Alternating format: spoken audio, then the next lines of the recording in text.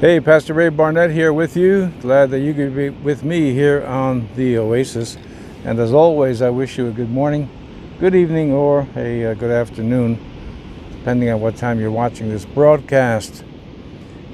Beautiful fall day here in upstate New York. Just thought to myself that I do say that every time. And the times that I don't say it is usually because I didn't make a video because it's not all that beautiful. Well, whatever. Gorgeous fall, my favorite season. I don't know about you, but I love the fall, especially in upstate New York. You've heard the expression, hey, it's all in your mind. And that's usually, well, for people like yourself, it's not taken well.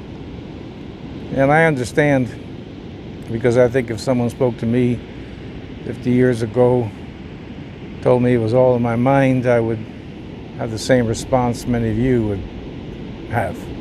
Tell me it's all in my mind. I've got physical symptoms. My muscles actually hate. Well, they do. What's in your mind? My muscles actually ache.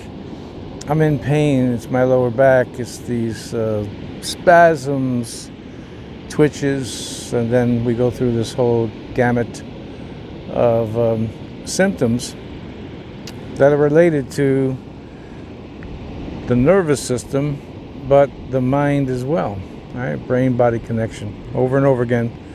Same, Vince Lombardi, fundamentals, always fundamentals, over and over again. Fundamentals, fundamentals. Why? Because those are the things, those are the building blocks of teaching anything. Classical singers, classical pianists, scales, doing scales. Singers singing scales, fundamentals, always fundamentals. Brain-body connection. And it's interesting, I talked about that a little bit yesterday in my sermon, which was titled No More Heart Trouble, from John 14:1, where Jesus said, "Let not your heart be troubled." And what I mentioned in the message I want to give to you today is how Western medicine is very lethargic, very reluctant, almost to the point of being unteachable. And I'm not talking about every physician, I'm just talking about in general, to accept the truth that the brain or the mind, biblically we would term it the soul. Then we have a spirit to deal with too, but I'm just going to make it again as simple as I can. The great connection between the two and how one affects the other. Someone handed me a book. I'll skip the title and the author just for the moment. That he's a pioneer in this regard. He's passed away a couple of years ago. But what I want to say is that more and more people in the area of research, medical research, psychology, are coming. I want to say more and more. Let me say it the other way around.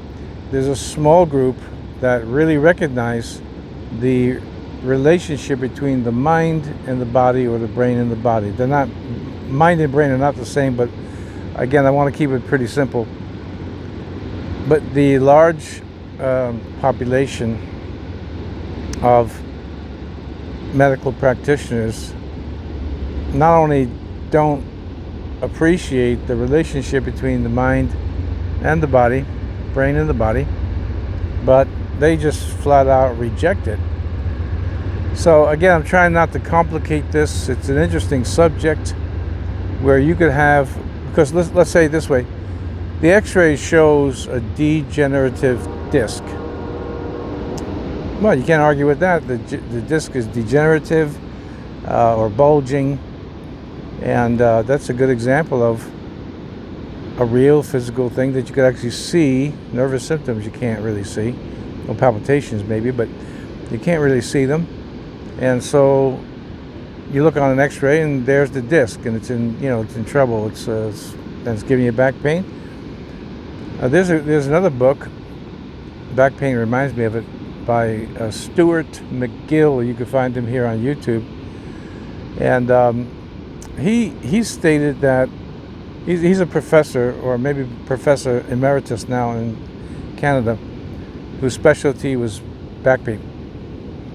And I remember reading his book some time ago, not that long ago, and he was stating that about 80% of people that have chronic back pain do not need surgery.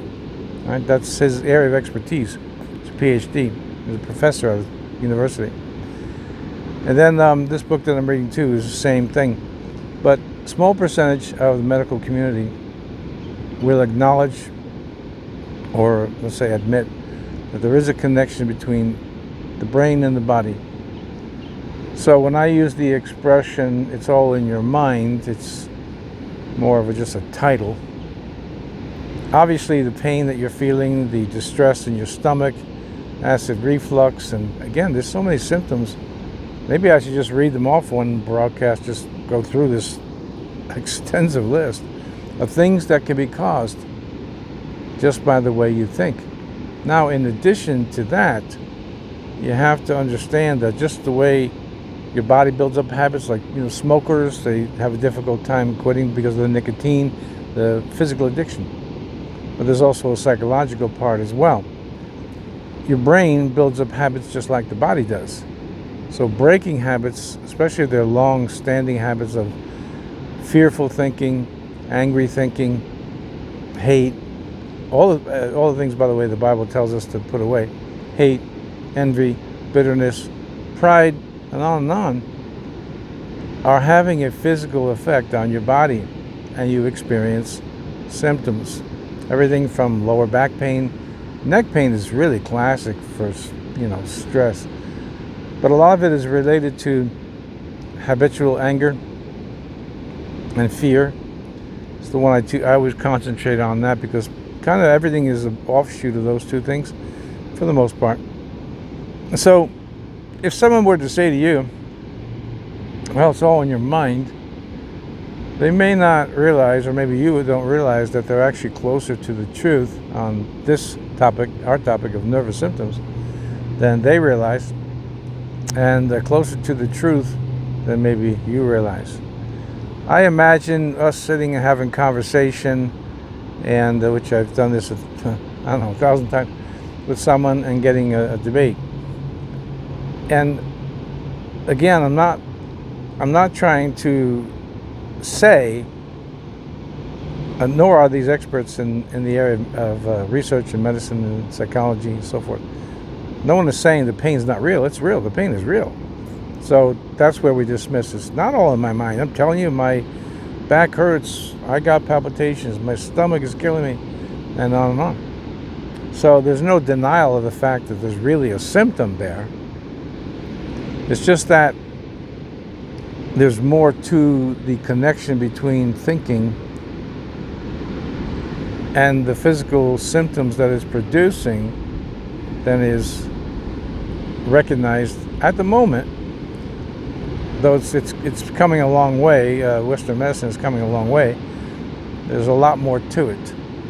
Now, for you, what we deal with here on this channel is your spiritual condition and the condition of the mind, which shuke is the Greek word for psyche or mind. Psychology is where we get the Greek word for psychology, English word for psychology, Greek, shuke. And the connection there has got to be recognized. Now here's the challenge. You've had symptoms for a long time. How do I say this? Especially to not make you go on too much of an investigation. It takes a lot of practice. That's the training I always talk to you about. It takes a lot of practice to be always aware, key word is always, of how you're thinking. Because when you have symptoms in your body, nervous symptoms in your body, it's natural to concentrate on the symptom and not be looking for what may be lurking here that been there for many years, of an attitude, of a fear, of an anxiety, of a worry, of a hate, of anger. It could be grief too. I mean, there's a lot of things I could name. I'm just trying to keep it, again, simple. A grief that you're going through, so on and so forth, and to deal with it consciously. So there we get back to an act of the will. Through an act of the will, we move our muscles when we don't feel like moving our muscles. I get up today and after my devotions and reading and coffee and breakfast, that's when I go to the gym. I forgot that I didn't do my deadlifting last week because I just felt a tiny bit under the weather. And I kind of have a habit of like making sure I get all these things in. So it would have been a combination of a deadlift and then squats. And just didn't really feel like that's what I wanted to do. But I did them. I got my conditioning in. Then I got my squats, my deadlift in. Then I got my squats in. That took up a little bit of time. Did some abdominal work, and it was a good workout. What is my point? I commanded my muscles to do what either the muscles or the brain was saying, we don't want to do this, but by consciously directing my muscles to say, no matter how you feel, no matter what, we're going to do this deadlift, and then we're going to go next to the squats. Kind of a rough routine put back to back. So now apply that to your own life. You're depressed, get up and move. You're anxious, stop moving. It's kind of like almost the opposites. Anxious people always pacing, talking, moving. They need to slow down. They need to stop. You need to stop. Sit in a chair and sit still for a while. We have a couple of videos on that. Stillness, the secret of stillness. Psalm 46:10. Be still and know that I am God. That's a great antidote for anxiety. Not a great antidote for depression. Depression, you got to get up and move the muscles, and so on. And all of this is done here. The battle is won or lost right here. I'm going to finish with this. I know a man who spent 26 years in the United States Marine Corps as a sniper. Not a theoretical sniper, I mean actually on the field, in the field, killing the enemy for 26 years. And I meet him once in a while, used to meet him once in a while up on the range, He'd come with his rifle, I'd have my handguns. And he'd take a couple of shots, and he had this expression. He says, there are days that if I fell off a boat, I couldn't hit water. Well, that's a professional talking. That's a guy who's not only 26 years combat vet, but a worldwide professional shooter that comes in first or second everywhere he goes because he's so good. Saying, there are some days that if I fell off a boat, I couldn't hit water. Okay, so there you go. No one's perfect. Nothing is ever done perfectly, but you do it. And you make yourself do it. You're anxious? Sit still. Deep breath. You're depressed? Get up, move around, go to the store, go to the gym, whatever it is. You get the idea. So the next time someone says to you, well, it's all in your mind, why don't you try being a bit smart about it and say, yeah, you're right. It is. Because most of the battles that we face, obviously there's bacteria, there's things that we have in our bodies that can affect that do affect our health, our physical health. Then it causes an issue in the mind as well. But most of the battle that we face here goes through left and right temporal lobes, decision of the will. It's all in your mind. Well, that's where the battle's won or lost. Let me pray for you today. Father, I pray for my friends today, and I ask you to help them to understand that the battle is both for the mind and in the mind. And help them, God, today to be able to conquer it and be set free from their symptoms, their fears, all of these things in Jesus' mighty name. Amen. All right, well, the weather looks a little sketchy, as far as the forecast is concerned for the next couple of days, so we'll just keep playing it by ear. I do have a plan for the colder months that are coming up. and hopefully I'll be here with you every day. My plan is to be with you here tomorrow. As always, small group of people here, which is to our advantage at this point. So if you'd like to be with us, subscribe, hit the notification button, and thumbs up doesn't hurt anybody. It's not going to hurt you. Real quickly, I told you this before, in case you're new.